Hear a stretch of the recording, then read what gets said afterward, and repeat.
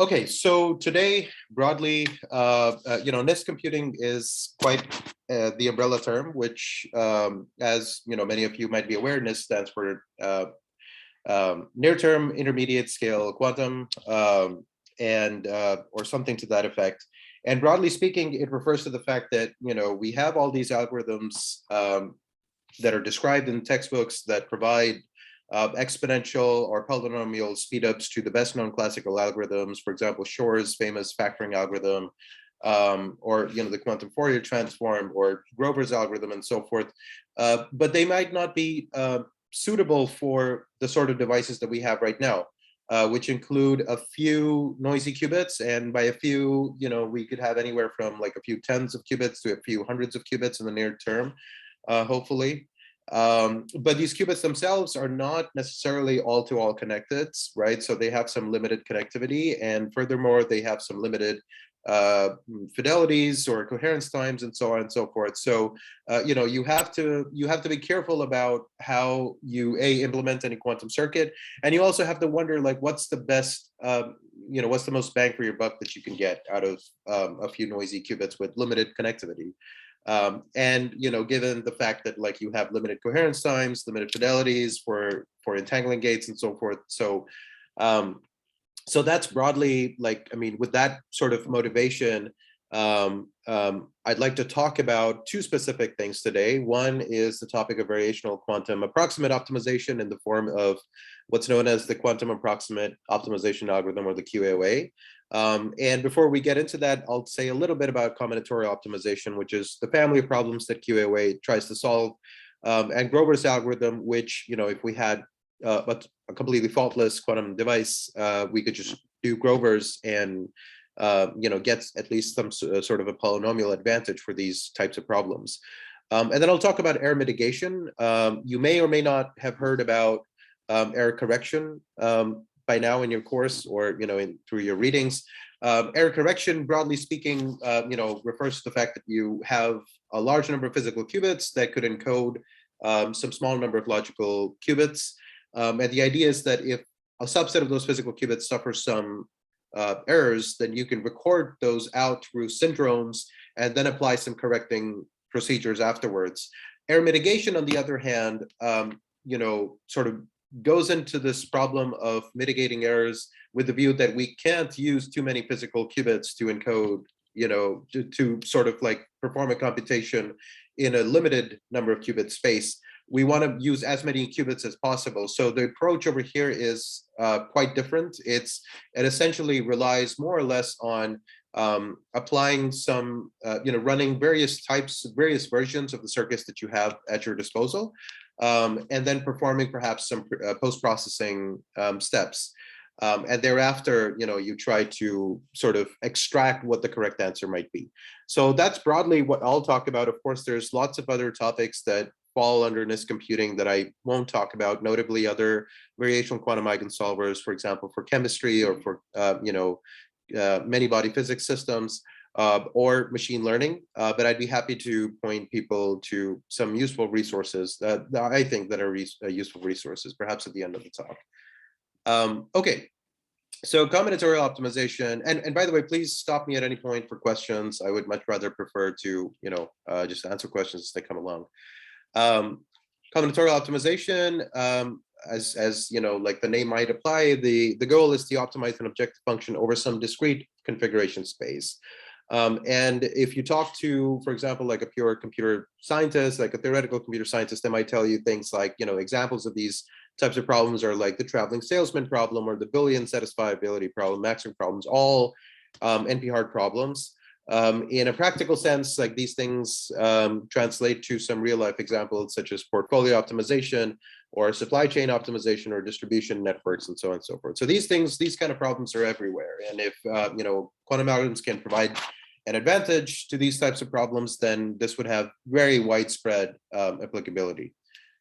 Okay, and somewhat more formally, you can describe it as follows. So if we have a bunch of bit strings, let's say we have n bit strings, and we have a bunch of binary constraints. So that's what that means is that, if you consider C alpha to be, alpha is just like an index that indices that indexes various constraints that you want to impose over your bit strings. And these constraints are really the thing that defines the problem. Then you want to essentially maximize, you want to find the bit string that maximizes the number of constraints that it satisfies, right? And so one formulation, one rather simple formulation of doing this in full generality is what you see on this line, is just to maximize the number of constraints, where constraints are defined as returning either 0 or 1. They're binary functions.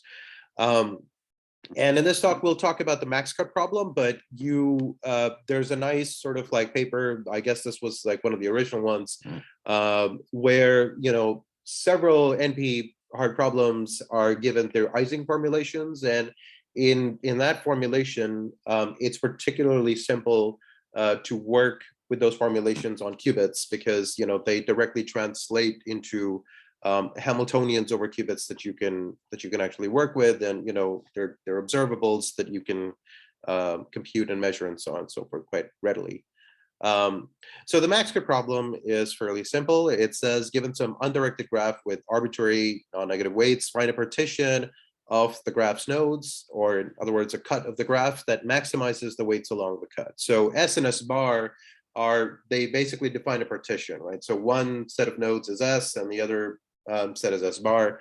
And you want to find such a partition such that, the cut between, like along the edges that separates out those two sets, that is maximized. So if like all the weights were 1, for example, this is simply asking like, find the maximum number of edges through any possible cut.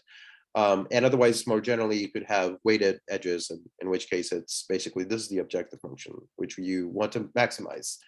A simple example could be this graph where I've shown just a 5-node graph with some edges missing and all other edges having weight exactly equal to 1. Classically, of course, like, as we already mentioned, the objective function is what you see on the left-hand side. But on a quantum computer, you could sort of reformulate this as follows. You could imagine the vertex set being mapped onto qubits, right? So the nodes 0 through 4 are all qubits now. And then you say, you apply the identity minus the Z operator on I minus times the Z operator on J. That divided by 2. So let's think about this just for a minute. Basically, if qubits I and J have the same coloring, right, or if they both have the same assigned bit, either 0 or 1, then this number comes out to be 1, in which case this whole thing just becomes 0. And if they're oppositely colored, so if one of those, if one of I and J is 0 and the other is 1, it doesn't matter which one is which. In other words, it doesn't matter if you're looking at the bit string 0, 1 or 1, 0, then this thing just becomes -1, right? And so this whole thing just becomes 1. And this overall factor 1/2 is because we're summing over nodes, not edges now. So there's possible double counting. But otherwise, basically what this tells you is that, you want to maximize, if you think of like this as a bit string assignment, right? So now we're assigning a bit string to the set of vertices or the nodes. Now we want to assign a bit string such that, neighboring pairs tend to be oppositely assigned, right? So they're like, if one of them is a 0, the other one wants to be a 1, and vice versa. And in this case, you could sort of work out quite straightforwardly that the max cut solution for this simple 5-node graph is, well, this is one possible solution. There could be others, right? But notice that now, because of the Z2 symmetry in the max cut Hamiltonian, and by that I simply mean that, there's a ZZ factor, which essentially defines what the max cut Hamiltonian is on the quantum device. Because of that, it doesn't matter whether you express this solution in bit string form as either 0, 1, 0, 0, 1. And let's think about why this is a valid solution, right? So all I'm saying is basically number all the nodes 0 through 4, left to right. And this bit string essentially tells you which way you should color each of the nodes, right? So node 0, I'm going to color with a 0. Node 1, I'm going to color with a 1, right? Node 2, I'm going to color with a 0. Node 3, I'm going to color with a 0 again because 0, 2, and 3 all sit on one side of the partition, whereas 1 and 4 sit on the other side of the partition.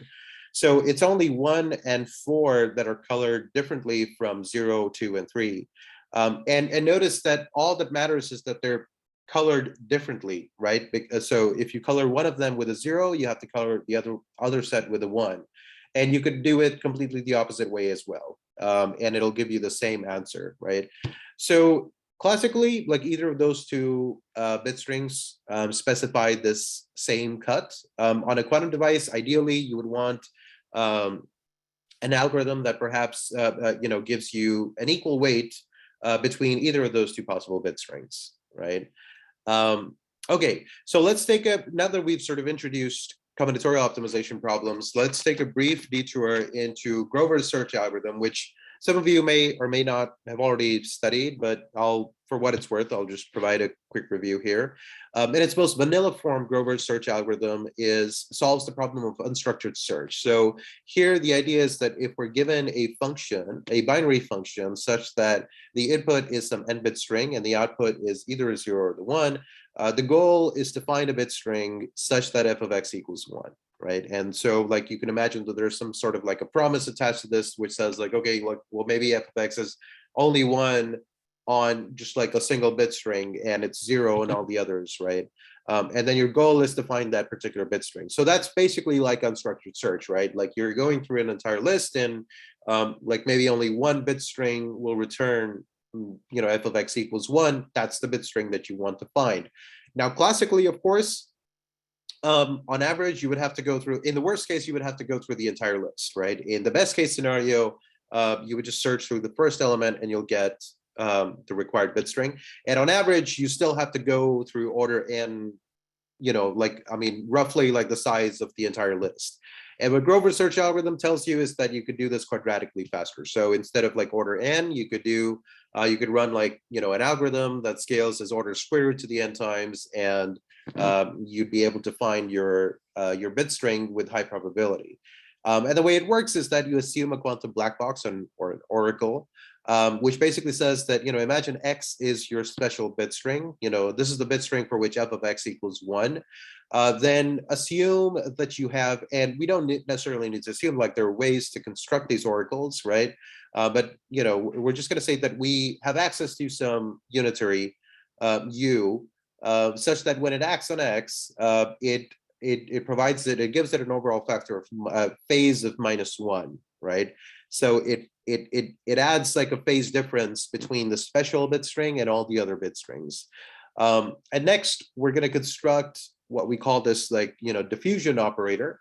And this is simply a projector onto the plus state. Okay, so it's a projector on the plus state minus the identity, essentially. So what it says is that, if this operator acts on the plus state, then it's just going to return the plus state.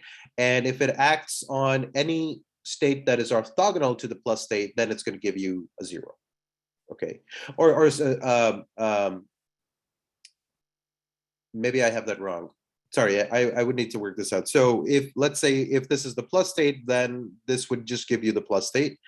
And if this is anything orthogonal to this, then this first factor just becomes a 0, in which case you get like an overall negative phase difference with to that state. So for example, if you applied this to the minus state, then you would get like a minus state, right? So all things orthogonal get like a phase factor of -1. And schematically, somewhat visually, the way it works is like, you start off with like an equal superposition state. I guess I skipped that fact over in my slides, but the starting state is just the all plus state. So that means that you have an equal amplitude for all the possible bit strings. So like imagine the bit string 0 through 000 through 111 and so on and so forth. So all of those have amplitudes 1 over the square root of 2 to the n, right? In the first instance, when you apply this oracle, you're just giving a phase difference of a phase factor of -1 to the special bit string, which now I'm calling W. And this just sort of illustrates that whereas earlier, the mean value would have been sitting right at the top, right? Since all the amplitudes, including this one, would just have been like 1/2 to the n. Now the mean value has sort of shifted down a little bit. And in the next round, when you apply this diffusion operator, you can sort of work out that what the effect that it essentially has is that it shoots up. It not only makes the amplitude of the chosen bit string positive, but it makes it positive and much, much larger than the amplitudes of any of the other bit strings.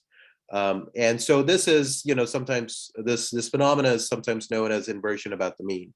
And notice that, Grover's algorithm essentially operates in this two-step process, right? So you apply a phase, you apply the oracle, and then you apply the diffusion operator, and now you've sort of boosted up the amplitude. The problem, of course, as we mentioned at the beginning, is that we don't have a fault-tolerant quantum computer. And so, one solution that people have come up with in the meantime is that we're going to try to use classical computers where we can. And this has come to be known as the hybrid or the variational approach in quantum computing, or at least in near-term quantum computing. And I'll use the example of QAOA as an example of precisely such a hybrid or variational algorithm. The way it works is as follows. First of all, you use a CPU to, like a classical device, like your laptop or your desktop computer, to actually send a parameterized set of instructions to the quantum processing unit. So, this could be as simple as, and when I mean parametric program, essentially all we mean is that there's a particular structure of the circuit, but the circuit itself could depend on a number of parameters which you leave unspecified. So imagine, for example, just an RX gate, on qubit 2, right? Where you leave the angle of the X rotation unspecified for now. Very simple single qubit program, right?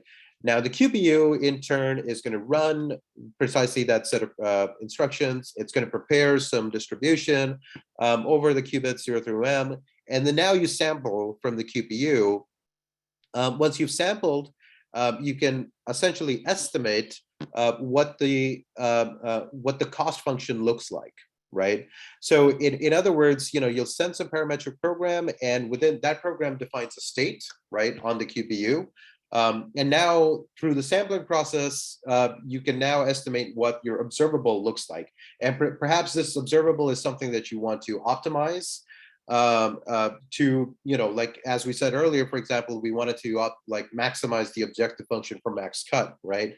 And so similarly, you could have other problems, right? Like in chemistry, for example, you might be interested in finding the ground state of some molecular Hamiltonian, in which case, that's the optimization program that you want to solve. But the idea is that, with that as your objective function, you're going to choose better values of these parameters, the thetas generically, in order to solve that particular problem, right? And so in this way, you've sort of relegated the expensive part, which is the actual expectation value calculation, which on a classical device would have scaled as 2 to the n by 2 to the n, onto the QPU, right? Because it's easy for the QPU to sort of just run this quantum program and return some samples based off which you can estimate what the cost value, what the cost Hamiltonian looks like. And after that, you can run, a classical device to run some optimizers. Now, the idea sounds nice. I should say that it's sort of still out in the open whether these sorts of programs can actually provide a quantum advantage. So I think this is, probably a place that I would recommend if, particularly driven students should, I think, pour some of their attention and time to. I think this is, definitely a very fertile ground for ideas and research and so on and so forth. But anyway, so that's schematically how variational algorithms work. The one that I'm going to be describing is the QAOA algorithm, which has the following ansatz, right? So you start off with the all plus state, and just like as you do in Grover's, now you're applying a sequence of different operations. You're first applying this phase operation built through the cost function. And this C is essentially like the cost Hamiltonian that you're trying to optimize. In this case, we're going to use the cost Hamiltonian for the max cut problem. And B is what's known as the mixer. And the mixer, as the term might imply, essentially, mixes up the bit strings in some way. There's a deeper way, I guess, like in which this ansatz arises. You could think of this as kind of the trotterization of the adiabatic algorithm, right? So I won't get too much into that, but I thought I'll just mention that like essentially that's how QAOA arises, I guess, in the first place, is that you could think of it as kind of a qubit-based device version of the quantum adiabatic algorithm meant for, like these kind of qubit devices. And it looks something like this, right? So we have a bunch of qubits. We're going to apply these Hamiltonians. So the first part, comes from the cost term, and then we're going to apply the mixer, and then we're going to apply the cost term again, but this time for a different parameter. And then again, we're going to apply the mixer term again for a different parameter. So if we break this apart a little bit more, as we said, the starting state is the plus state, and you'll often find that this is it's a convenient starting state for a lot of quantum algorithms. And the reason why is because it's an equal superposition of all possible answers when your answer space, includes, is essentially like the space of all possible bit strings, right? So in the case of combinatorial optimization, your answer should be some bit string or possibly a set of bit strings, not necessarily a linear combination of those things. So in such problems, like the all plus state is a very convenient choice because it gives equal weight to all possible answers in some sense. Note that, like in problems like in quantum chemistry and so forth, this might be different, right? Because there you might actually be interested in, solutions that are actually legitimately combinations, linear superpositions of quantum, basis bit strings. But in combinatorial optimization problems, you can get away with just, thinking of the answers as possible bit strings. Okay, so let's see how, the cost term actually works in practice, right? So the non-trivial, so we said that the cost Hamiltonian itself on qubits looks as follows, right? So there's some like weight term, Wij, which weighs the edge between qubits I and j or nodes I and j. Zij, this is essentially like the main non-trivial operator that you want to apply, right? And if you think about it, as we said earlier, if I and j are colored in the same way, right? If they're both 0, 0, or they're both 1, 1, then Zij just becomes 1, right? In which case you get an overall factor of e to the minus I gamma.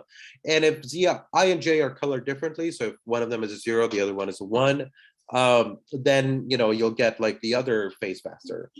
And the mixer term is essentially, because this is just the sum of x's, this essentially just breaks out into a set of single qubit rotations. So that's all it essentially does. These are just like Rx gates, right? So like you might have to be careful about, if you say like Rx theta, that's actually like, e to the minus I theta over 2 times x.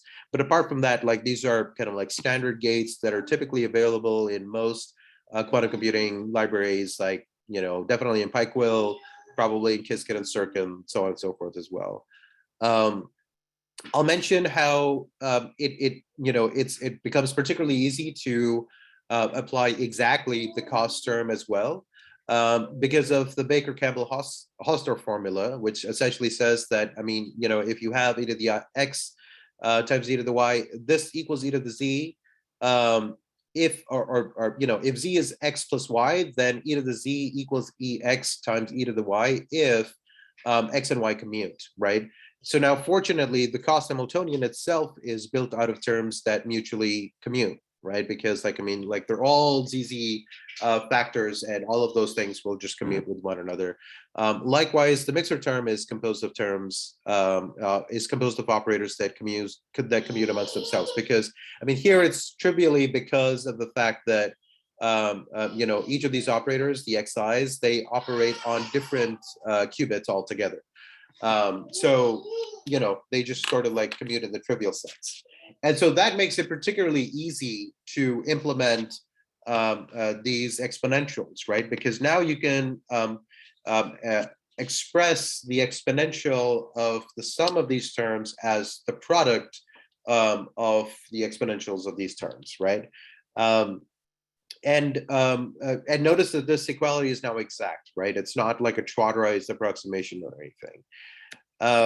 Okay, so in sum, we apply the starting state, we apply this mixer and this cost term, e to the I gamma zizj, like, this we could apply on all sets of qubits. And the way that, like, I guess you would compile this down to an actual circuit that you could write is as follows, right? So basically, you would just compute the parity between between qubits I and j, right? So that's what the C0 operator does. So in other words, right, you just need to care about whether they're like colored the same, or if they're both 0, 0, or they're both 1, 1, right? And you can sort of like just do an exercise on your scratchpad or something to convince yourself that indeed the C0 will compute the parity, right? And then if you then perform this RZ2 gamma, then, like you'll get precisely the phase factors that you need as we described over here, right? And then that final C0 is just going to revert, the state of QJ back to what it was before you computed the parity and overrode it to qubit J.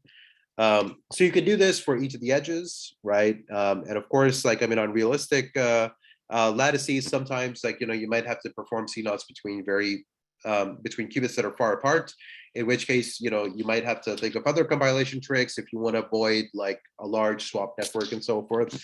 But that's all kind of like the tricks and trades of like this near-term computing, quantum computing, and like actually implementing on devices. Okay, any questions so far?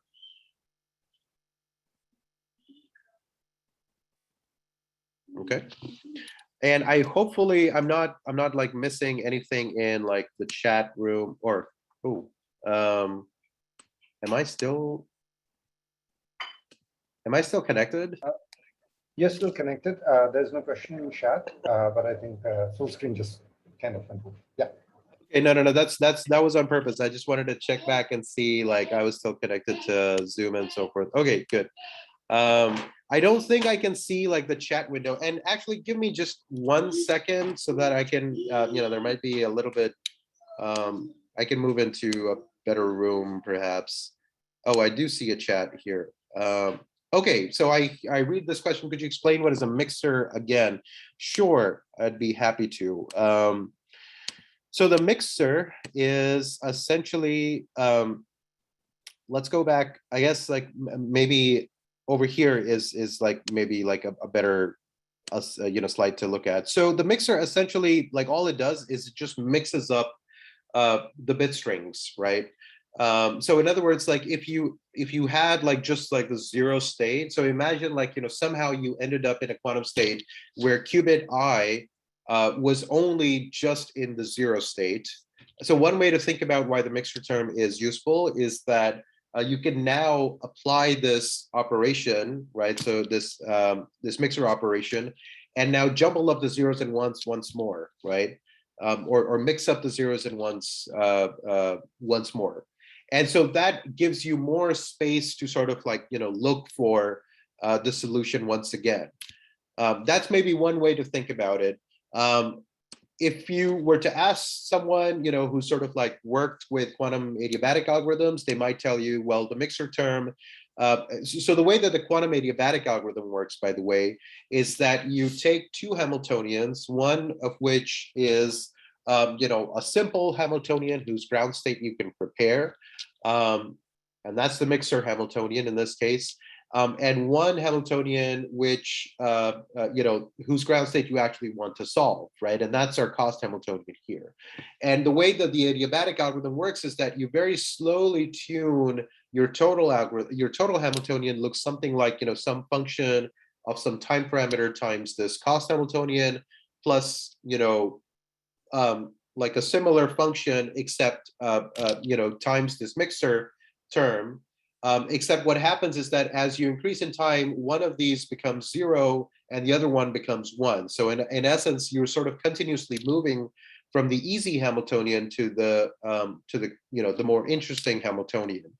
And along the way, so the idea is that, like, once you have sort of fully completed your evolution, you're at the ground state of the hard Hamiltonian, right? Even though you started off from the ground state of a relatively simple Hamiltonian.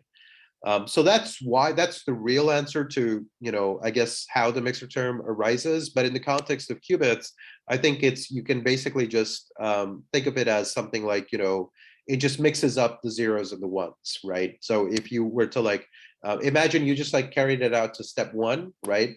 And now somehow the like qubit I for the optimal choice of the parameters beta 1 and gamma 1 just happen to be stuck at 0. Now you want to mix it up again so that you can explore a much larger space. Hopefully that answers your question. If not, like I'd be happy to, discuss this more towards the end.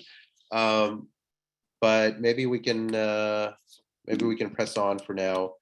And there's a few other things that there we go. So, okay. Error mitigation, right? So we talked about one example of a variational quantum algorithm.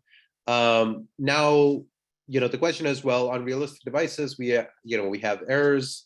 How do we mitigate for those errors? And I'll talk about 3 sorts of errors. One is, the sampling error, based on the fact that quantum devices are actually, these are in some sense like probabilistic machines, right? Like they actually prepare a probability distribution and then you sample from that probability distribution, and all you have access to are the samples, not the actual quantum state itself, right? You built a quantum state, but then you can only probe it through measurements. You also have readout errors. So in other words, like, the quantum state might collapse to some particular state, but you might read it out as something totally different. So that's what readout error means. And then finally, of course, you might have gate errors, right? So the gates themselves might be noisy. So how do we go about mitigating all these types of things? I'll describe just a few ways. So first of all, sampling, right? So let's, stats 101, the expectation value of any observable or of any random variable, really. In quantum computing, we use like this bracket notation, but really this bracket notation just means that it's the expectation value, of that observable C. And of course, in quantum mechanics, like the observables have to be Hermitian operators and so on and so forth. But, like aside from all those caveats, like essentially this is just like your usual definition of the expectation value, which means that you multiply the probabilities of each possible,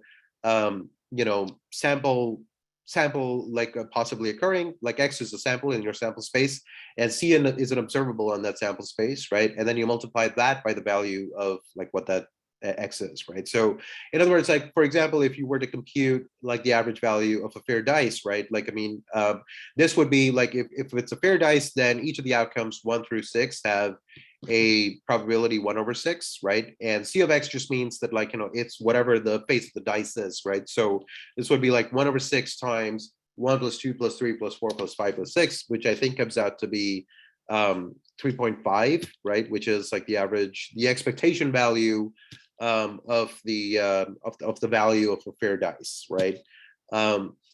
And then likewise, you also have the variance, right? Which is just like your standard definition of a variance. But the point is that, like, if you didn't know what the dice was, like whether it was a fair dice or not, one way to sort of like probe it is to actually compute this expectation value, right? And the way that you would do this in practice is to just like roll the dice several times. And like roll the dice n times or record all the values, and then you would just compute and report the average of all those values. And that thing is an estimator of the expectation value of your, of the observable that you're interested in. And this expectation value coincides, like, so it's an unbiased estimator, right? So in other words, like the expectation value, this itself, like C bar itself, is a random variable, right? Because like, C is a random variable. If you just say that, like, I'm going to roll the dice n times, then, no two like n rolls are necessarily going to be the same, right? And so the average of like, several sets of n rolls, those could all be different, right?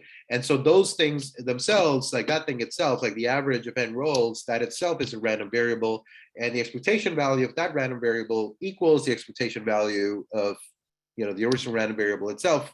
But the variance now scales as follows, right? So this is what we refer to as the error in the mean, right? Or the standard error in the mean. And by the central limit theorem, like, I mean, basically, like, if these are all IIDs, then the C bar itself should have sort of like a normal distribution. And that's maybe like, what you would see in an experiment, like if you actually carried it out.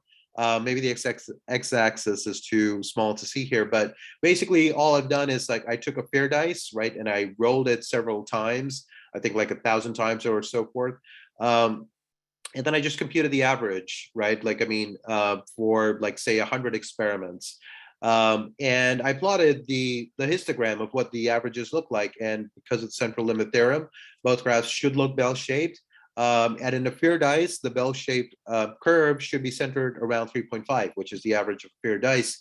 But if it's an unfair dice, then it could be centered around. In this case, seems to be centered around 3.65 because there's like there was a small preference for the number 5 showing up or something, right? So this is one way in which you could possibly check for the fairness of a dice or not. But anyway, the point is that like the same technology essentially gets applied to quantum algorithms as well, right? Because here in QAOA, for example, you're interested in the ansatz, given as follows: with this particular mixer and this cost Hamiltonian, you want to measure the expectation value of the cost Hamiltonian in your particular ansatz, which is given as follows. Here, the only difference is that these P of X's are just given by your quantum mechanical Born probabilities, right? So these are just like the inner product of X with whatever state psi is produced by your ansatz or your quantum program modulus squared. And so now, like, I mean, like experimentally, because we have access to only this estimator, the sampling, like, I mean, the basic idea of like reducing sampling error is to just increase n. And, the whole point of this spiel is like, just to tell you that like essentially the error in your estimate of the expectation value is going to scale as 1 over square root to the n. So you can do sort of like a more and I would encourage you to do a more systematic analysis of this. Like, so C in itself, like as we noted earlier, this is like the weighted sum of several of these Pauli operators, right? And one thing to note is that the value of any Pauli operator, any n-qubit Pauli operator, is always restricted between -1 and 1, right? So the expectation value of C could be something different, right? But term by term, each of these things, like each of the ZIZJs are like either +1 or -1, right? And so you can use that fact to sort of like derive what the maximum variance in your Hamiltonian cost Hamiltonian can be. Like, you don't actually have to explicitly compute this. In certain states, it's nice to be actually able to compute this variance, in which case you can do a very systematic and very clear and precise kind of analysis. But in a lot of cases, like, you could just set upper bounds to what this variance in the original cost Hamiltonian has to be. And then based on that, you can sort of get like a good estimate for for how many shots you need. And this is like sort of like good practice to do these sort of like back of the envelope calculations, so that when you're actually running on a QPU, you sort of like know ahead of time, like, okay, do I need like 100 shots, or do I need like 10,000 shots? How many shots do I need in order to get like sort of like a tolerable error, right? So that's how you deal with sampling errors. And like, I mean, it's essentially like the procedure, of course, is like the same as you would do with dices, right? If you wanted to compute the expectation value of C, or like its estimator to within tolerable error, for several experiments, you would basically like if you actually wanted to also like know what its like error bar is, or at least its empirical error bar is, right? So you would just essentially run your quantum algorithm several times, and you measure the qubits, and if the qubits come out to be 0, 0, then like 0 is the +1 eigenstate of Z. So this just gets a value of +1. 1 is the -1 eigenstate of Z, and so this whole thing just gets like an overall factor of -1, and so on and so forth. But otherwise, it's all the same as just throwing dices. And I'll skip this part and come back to it if needed, because we're running short on time, I guess. Now, readout errors, as I mentioned earlier, refers to the fact that you might sample, you might like so when we measure a quantum state, we collapse it to one of the possible eigenstates in whatever basis that we're working with. In our case, we work in the Z basis or the computational basis, right? So if we're just looking at a single qubit, imagine that the single qubit has some probability of collapsing to the 0 state or the 1 state, right? Now, what readout errors refer to is the fact that, those sampling probabilities are given as like in the usual way that you might be familiar with right now. But what readout errors mean is that even though it collapsed to the 0 state, you're still reading it out as a 1, right? So if there were no readout errors, then this probability, this conditional probability of reading out the qubit as 1, even though it was sampled as a 0, this conditional probability would have been a 0, right? But in realistic devices, these readout errors do exist. And so by the law of total probability, you can sort of like work out, for example, like, what the probability of 0 would be on the actual physical device in the presence of readout errors. It would be sort of like a function of these conditional probabilities times like the true sampling probabilities. So in order to mitigate for these things, what we would like to do is to work with the empirically available probabilities, P of 0 and P of 1, and try to infer what P sampled equals 0 and P sampled equals 1 look like. And one very straightforward way to do this, so now imagine that we have like 3 qubits, right? So now we have 8 bit strings, right? So you can imagine like in matrix form, like basically the equation that you saw on the last page looks something like this, right? So here the condition probabilities say you sampled the bit string 000, but you read it out as a 000, which is ideally what you should do. In the ideal case, this matrix should just be a diagonal matrix with entries 1 along the diagonal, right? But in realistic situations, that's not necessarily the case. So sometimes you can prepare 000 and actually read it out as 111. And so, this confusion matrix is something that you can estimate by actually applying these exact experiments in the way that I've described. So you can prepare each of the 8 possible bit strings, or more generally 2 to the n possible bit strings, and then you just read them out, right? And then you observe the fraction of times that you read it out as a 000 or a 001 or a 111, and those become your estimated probabilities of these. Those become your estimated conditional probabilities. That's how you would estimate this confusion matrix. And then, this vector on the right-hand side, this is what you want to infer. And so what people often do is just like, do this kind of like simple linear inversion.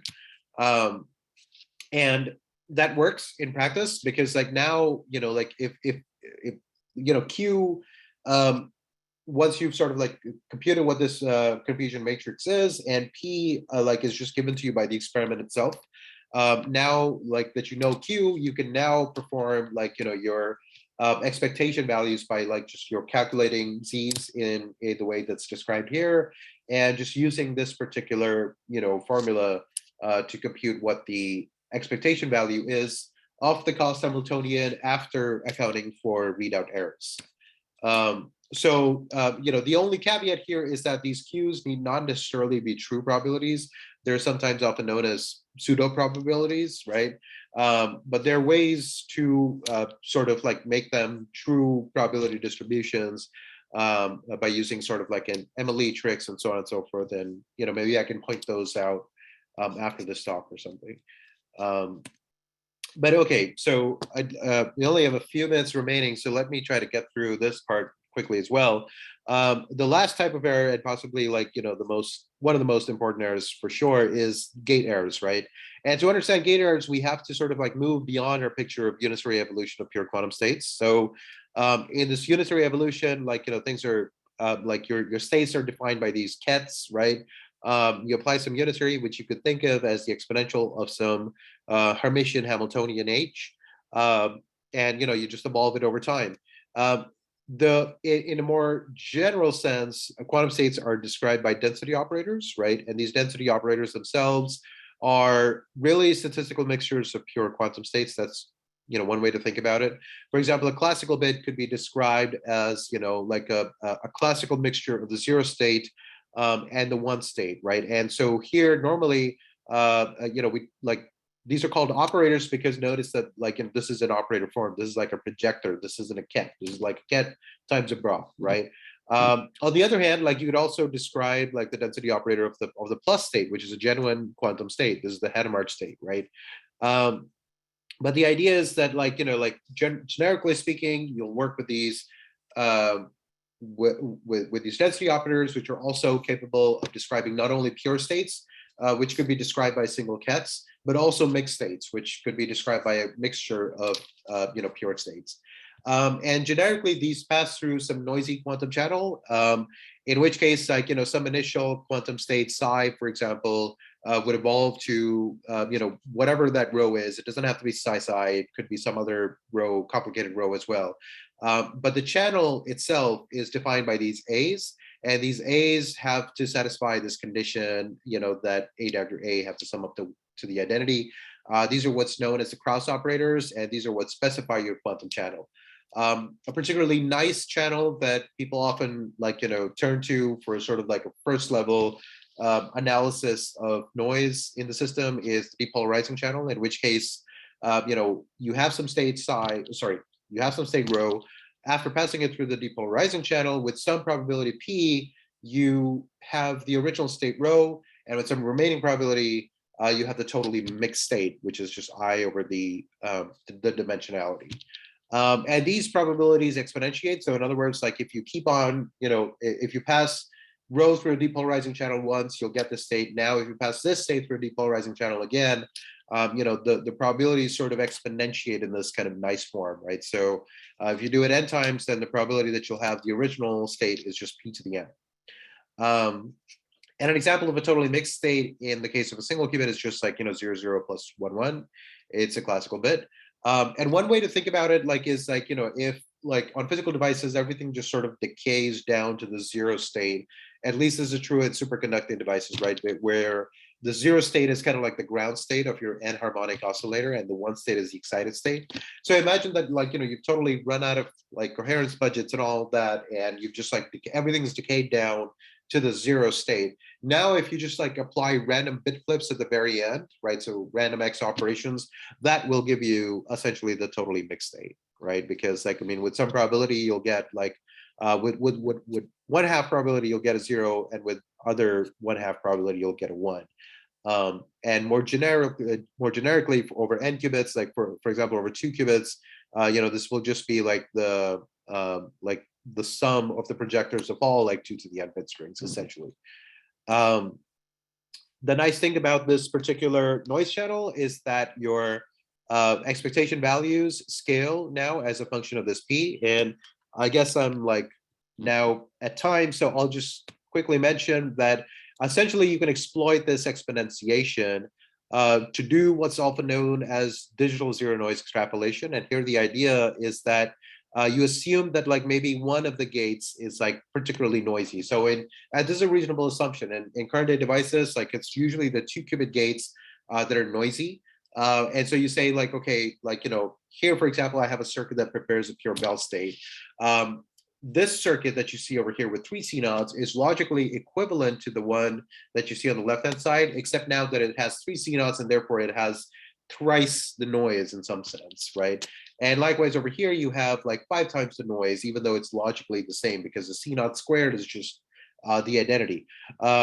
But if the C-naughts are actually a C-naught followed by a depolarizing channel, then essentially, you can sort of exploit that fact you can use the fact that the expectation values that you're calculating in each of these circuits of some observable C, it's scaling down, or it's scaling by these probabilities P, right? So it's P1, P to the 3, P to the 5, and so forth.